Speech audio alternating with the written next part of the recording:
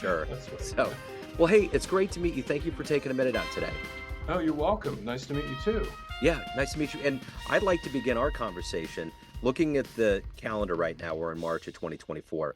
4 years Okay. ago, the pandemic started. How did you get through that time period and how did it change you? Oh, wow. That's a great question. Well, I'm in private practice as a therapist. I had just moved into a large office because I also run meditation and spiritual awakening groups, and the group was too big for my old office location. So finally found a new space, was really excited, moved in. About a week later, everything shut down.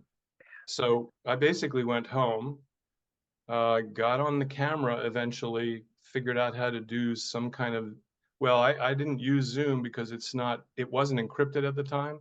So I found a platform that I could do teleconference on, and within a couple months, I was back working. And the pandemic relief check or whatever it was that kind of made up for a couple of months lost salary. Yeah, And then, there was also a moment when I realized, oh, this is what the spiritual awakening process is all about. I can't make plans. yeah, So everything collapsed to right now. Like this moment, nothing else, can't make plans. What does that mean? Well, everybody's used to feeling happy if they can make plans in the future. hmm, And I figured, well, okay, we've got what's in front of us. yeah, So it's actually, it is quite challenging.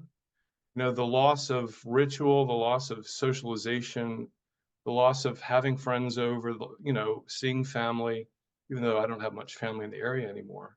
And all of that was, I could feel it certainly. And, I'm sort of, I have to be a bellwether if I'm going to work well with my clients. So, I was just kind of looking at, wow, this is a major loss. Everything is lost. yeah, And then, who do we trust? Do we trust the so-called experts? Do we trust the people on the dark web saying, don't believe anything? Do we trust the vaccines that are untested? Do we trust ivermectin? A million questions. And then, the political atmosphere in those days was really fraught with a lot of tension. So I was feeling a lot of that, both even at home and also, in the, I guess you would call it the zeitgeist. And so, I think the practice of meditation and being mindful or present and just learning, how to deal with thoughts and feelings, that was very helpful during that time. But I think we still have the remnants of that. I don't yeah, think anybody's trusted our institutions, our big government institutions since. I certainly am skeptical about all that. I was a progressive Democrat, but don't pin me in on any kind of political philosophy at this point. I don't know that any of them have the common interest in mind anymore.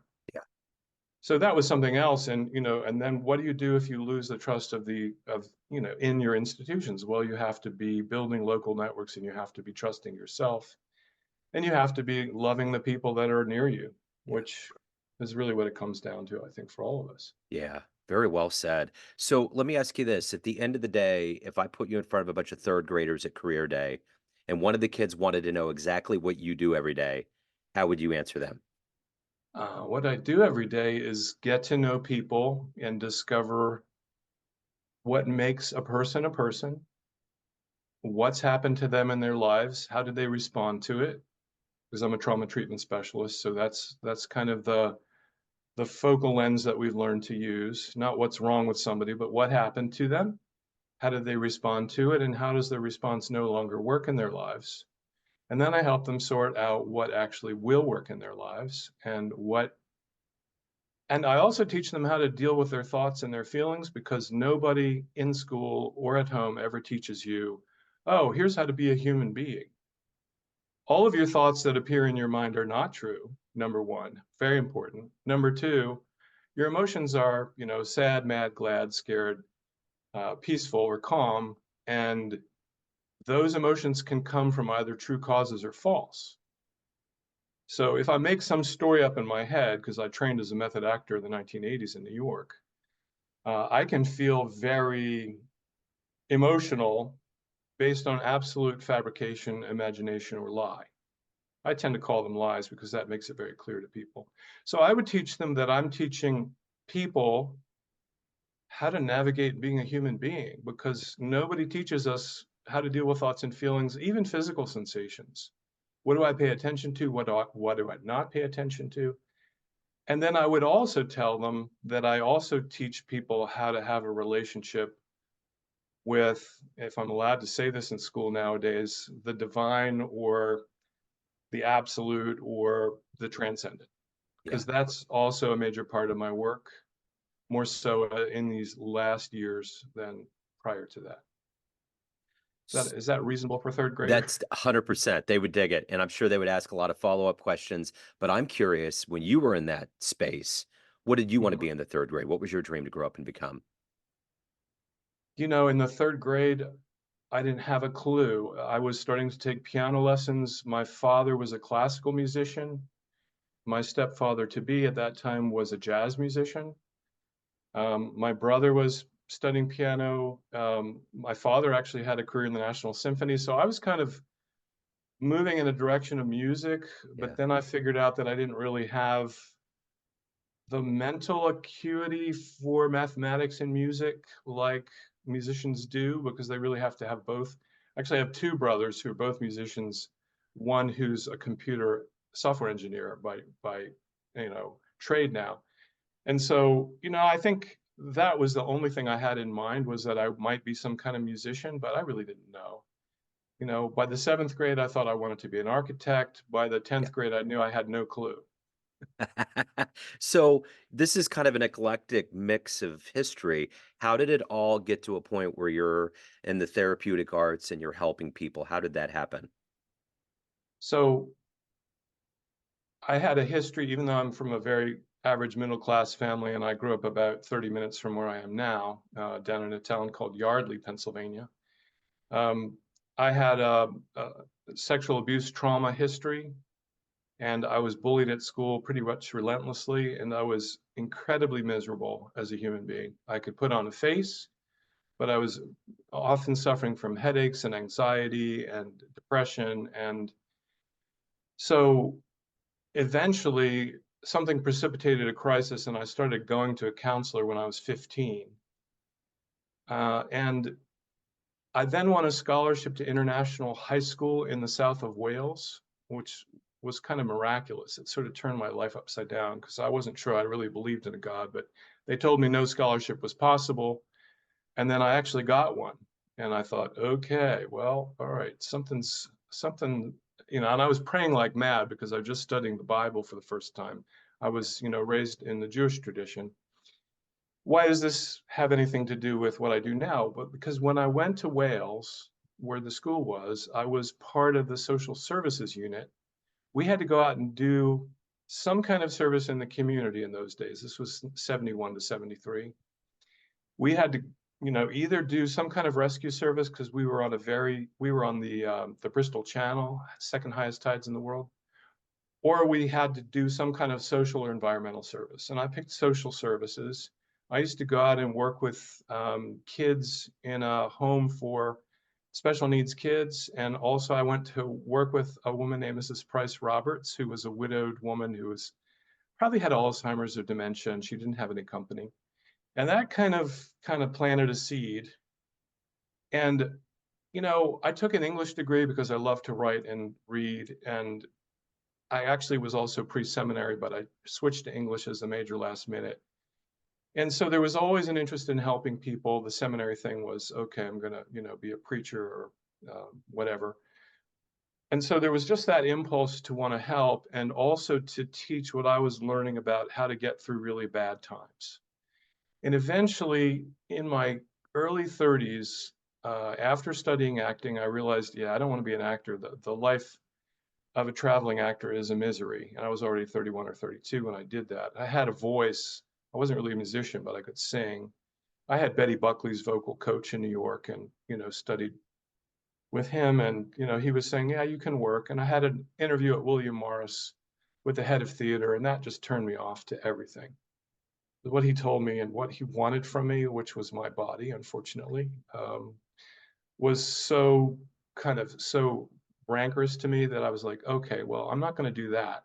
So what do I want to do now with my life? And what I really wanted to do was I was going to some people who are teaching me how to meditate, and I discovered, oh, these people are helping people to get through these really hard times. I'd like to do what they do. Now, they did a combination of counseling and body work and group work and all kinds of spiritual stuff. And the fastest way for me to do that with an undergraduate degree, I thought might be to go to graduate school, but at that point I chose to go to massage therapy school because I could get a license in a year's time. So I started doing that at full time as a licensed professional massage therapist in New York City, and even worked for Oxford Health Insurance, one of the first licensed people to work, under insurance. But all the time I was working on people, they were always talking to me, talking. This pain related to this thing, that pain related to that thing. Eventually, my friends and my partner said, why don't you get another degree and sit down and listen to people? And I realized, oh, I've been doing this since I was 16 in Wales, and people have been coming to me, talking to me about their problems, whether I liked it or not, for as long as I could remember, back into my teens. So I thought, geez, why don't I do something that I'm naturally good at, that I can do until I'm 80 or 90 if I want to, although I didn't think about age at that point. And so I took a degree in counseling at that point, and I finished when I was 45. And that's how I ended up doing this. Interesting. So, who's been kind of an inspiration or a hero for you in your life? Wow, there's so many. Among the spiritual teachers, somebody named Ramana Maharshi, who lived in India in the early part of the 20th century, died about the year I was born. Um, you know, I think my father was kind of secretly an inspiration. He worked really hard. Uh, he became a classical violist. He played in the National Symphony for 30 years. He was a figure of safety and kindness and love. So I think he was a big hero to me as well. And there were other spiritual teachers, but eventually I started to see that a lot of them were narcissists. So Yeah, they might have been heroes, and then they became sort of the opposite, anti-heroes to me. yeah. So that's what I would say. Probably dad more than anybody. So, if you could meet one person alive on the planet right now that you find fascinating, who would that be? Who would you love to meet and talk to? Oh, such a great question. Actually, I'd love to meet one or two spiritual teachers in person privately. One whose name is Adya Shanti, who just retired from running retreats. One of the finest teachers of what we call non-duality or non-dual awakening that you can find. And the other one is a guy that I've just recently met. His name is Dr. Angelo DeLullo. He's an anesthesiologist who also is a teacher of spiritual awakening and enlightenment, and has the clearest teaching about the advanced stages of that and how to navigate those that I've ever seen. He's really unblocked some important blockages for me. I'd also love to see a couple of other people that I used to work with. One is Dr. Bruce Perry, who's a child trauma specialist, wrote a book with Oprah Winfrey recently called What Happened to You. I studied with him long distance on video for a year, and Dr. Bessel van der Kolk. And so I guess, in a way, those last two guys are heroes. Bessel van der Kolk is also a trauma treatment specialist. He's really revolutionized the field. And the agency where I worked and led, I was the director of the trauma treatment project for a couple of years. We all studied with him and his staff, and they were astounding. They just absolutely shattered our ideas of how to work with people in a good way. Yeah, So those four guys I would probably want yeah. to meet. Excellent. So let me ask you this. What is the fuel for you to get up every day to do this work, to not only help people, but to also maintain your evolution as a human being? How does all that work for you?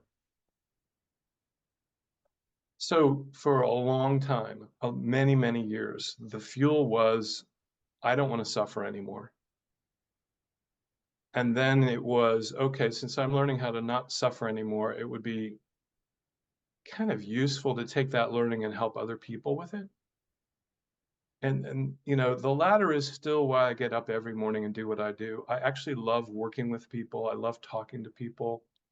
We're not allowed to say this as therapists. I sometimes may say it if I'm playing the role of a spiritual teacher, but I do love the people I work with.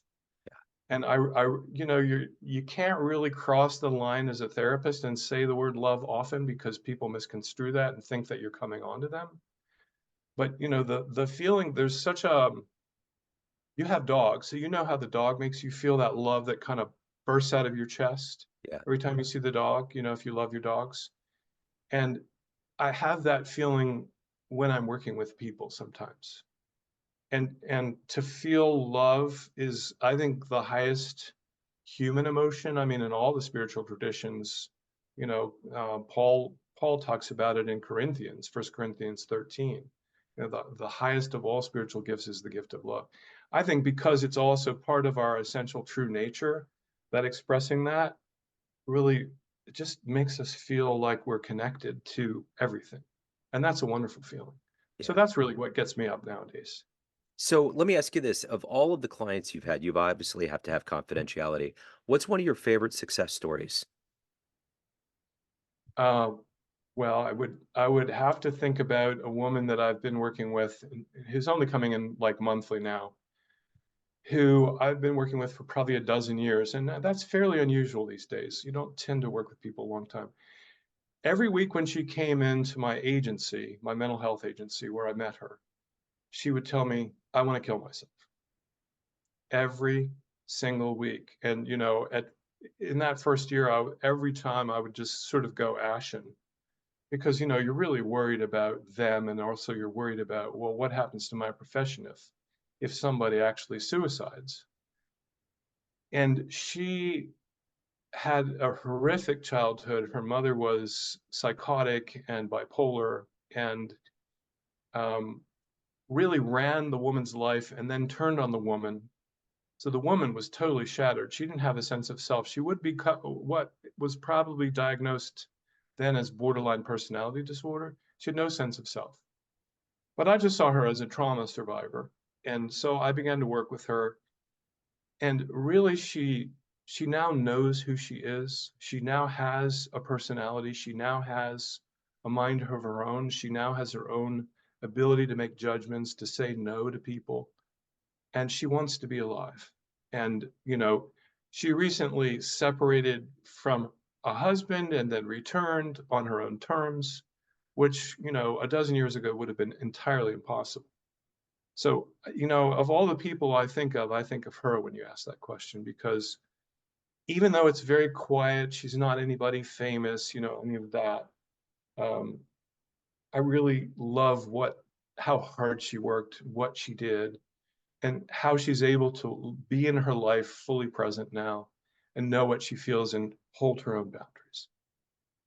So, from kind of a philosophical perspective, dealing with trauma, does anybody ever really get to a point where they've kind of plateaued and hit a place where they're almost over it? Do you ever really get over trauma, or is it a residual thing, depending? I mean, I'm sure there's subjective variables, but overall, what's kind of that overall philosophy for you with trauma?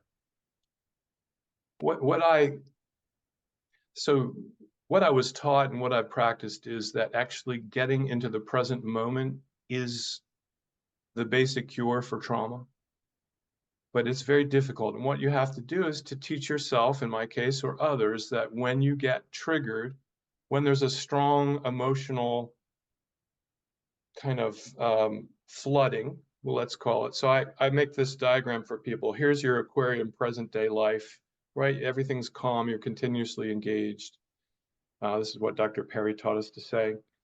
Suddenly, another aquarium fills this one to overflowing, and you suddenly feel as if you're back being traumatized when you were 10. If people can deal with that and realize that the flooding is not anything to worry about, it's just something releasing from the past, and they can just feel the feelings and let them go, the more they can do that, the more they get into the present and the less residue there is left from the trauma of the past in terms of something that takes them over emotionally or even physically. I'm working with a guy very severely traumatized as a kid, and we're now, what does he do? And, I've actually sent him to a set of exercises called trauma release exercises, which are taught by a specialist in the field. A bunch of specialists do this work now, where there's a tension in the body that comes from the trauma that also has to be released. So as people work with something like yoga or Tai Chi or even boxing or anything that allows their body to really move and shake, when they get that emotional reaction, if they let their body also move and shake from it, that also releases the residue of trauma in the body. And so it's not just the talk therapy, but it's learning to deal with the emotion. What do I do with it? Can I express it? Can I let my body shake if it needs to shake? Because trauma typically is when you're being traumatized and there's no escape, you go into a freeze mode. So it's like this shaking creature now has a layer of ice all over it, can't move. When the trauma is gone and the freeze response melts, the shaking has to come out of the body. And so anything that's going to help the person let that tension out of the body also is really helpful with trauma and will help people to feel like, for the most part, they don't need to worry about identifying as a trauma victim anymore or even survivor. They just can thrive in their lives. And, I say to people with trauma, like the example of the woman I spoke about earlier, having a normal life, that's the victory. It's not, will I be rich and famous? Because everybody, in America thinks that's success, that's a victory. For a trauma survivor, it's, can I have a normal life? Can I do the things that I love to do with heart? Can I love the people? Can I receive love? Can I feel safe every day? That to me, and that is possible. And I've worked with a good number of people who get there. And it's not that we're not bothered by some reminder of trauma from time to time, but it's not seen as a major disruptive event anymore. It's just seen as a memory. Yeah. Yeah. So let me ask you this, of all the things that you've done and accomplished and overcome in your life, what are you the proudest of? Well, it's funny because I would say the spiritual path, but I understand at this stage of the spiritual path that there isn't really, in the traditional sense that we think of it, an I to be proud of anything. There's a process that happens somehow or other in this body mind. I wanted it to happen, or I let it happen, or if there was resistance, somehow the resistance got melted away. And of all the things, I would say that's, if I could say proud of something, it would be that, but it can't really, Yeah. if you understand my meaning. Yeah, I totally do. Yeah. So this might be an easier question. Everyone has a perception of you, family, friends, clients, but you run the show. What's your perception of you? Who do you think you are? Um, I would say emptiness loving. Yeah. That's very recent. Within the last few months, I would be able to say that without it just being something that I heard from someone else. Yeah. Yeah. And emptiness helping, loving and helping maybe. That's the best of whatever's over here as Jon Labman. So, John, if anyone wants to hire you, get your books, learn more about you, reach out, any of the good business, where do they go? They can find the books on Amazon.com under Jonathan Labman. The most recent one is called Being Human and Waking Up, which is all about the basic human skills because I think they're really essential to getting over trauma and also waking up spiritually. They can also go to simplyawake.com, all one word. They can also go to substack.com where I have a twice weekly free column called Wise Guy. I don't know if you remember the Three Stooges, Joe. Oh, yeah. Yeah, wise guy. Yes.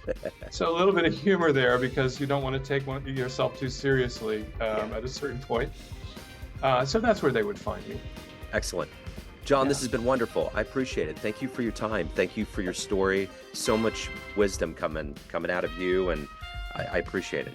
Thanks for having me, Joe. If you ever want to reach out again, happy to talk to you. Excellent.